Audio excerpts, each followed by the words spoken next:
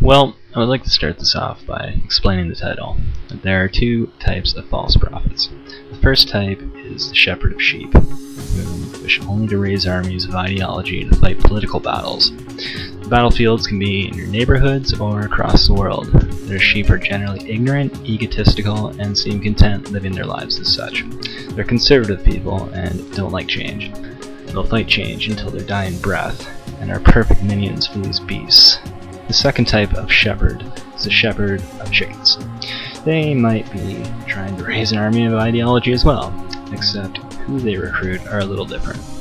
They're scared people, whom are so terrified of mortality and the unknown, and their own guilt, that they often fall in line to these wolves. Of course, I'm not going to judge all those shepherds as wolves. Some of them might be just giant chickens themselves, but have the exact same fears as their followers.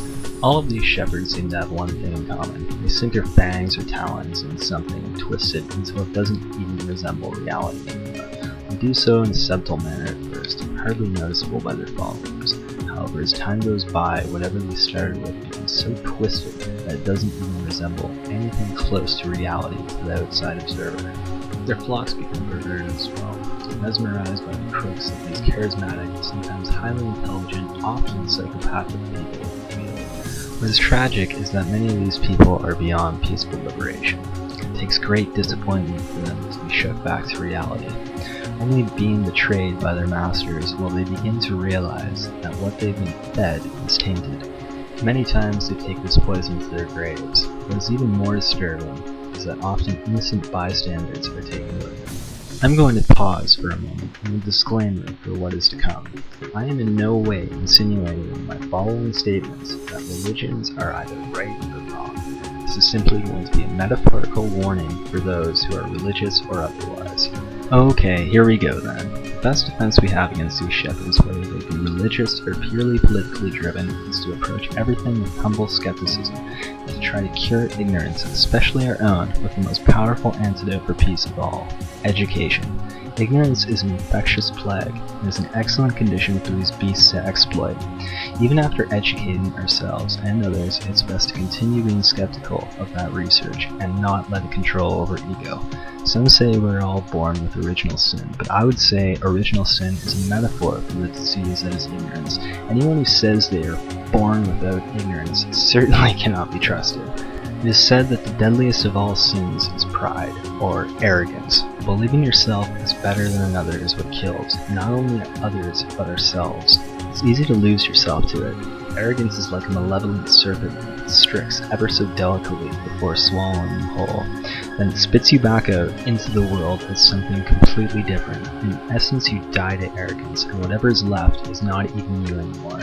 What is disturbing is some of the most vocal flag bearers against sin have actually fallen victim to the very thing that they claim to campaign against, myself included, and only by recognizing the snake in yourself can you slay it before it slays you and others.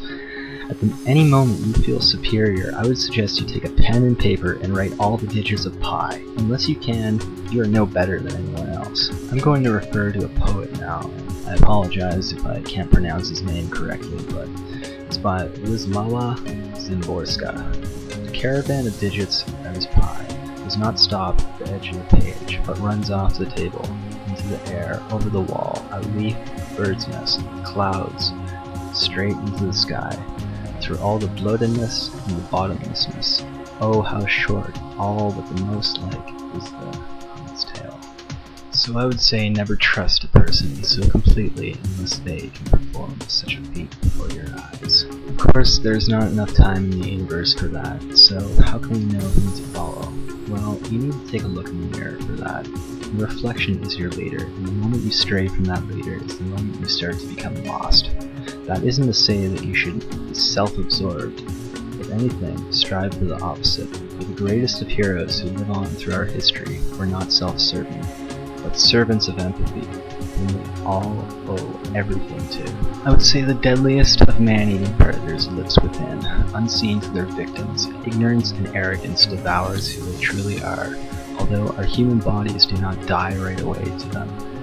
The people inside them become powerless and often cannot live. The greatest war in life will be fought inside yourself and not on the plains of corpses, oceans of blood, hills of hardship, or deserts of despair. I will battle against these mortal enemies every day until my organs fail.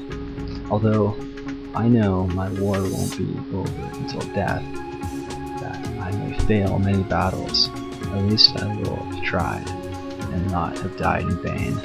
I am sure that I don't need to do this for you, but I am going to refer to a definition of vain. 1. Having or showing an excessively high opinion of oneself, abilities, or worth. 2. Producing no result, uselessness. 3. Having no meaning or likelihood of fulfillment. I suppose I will finish this up, as my time is short-lived. Safe travels to you on whatever road you lead yourself on.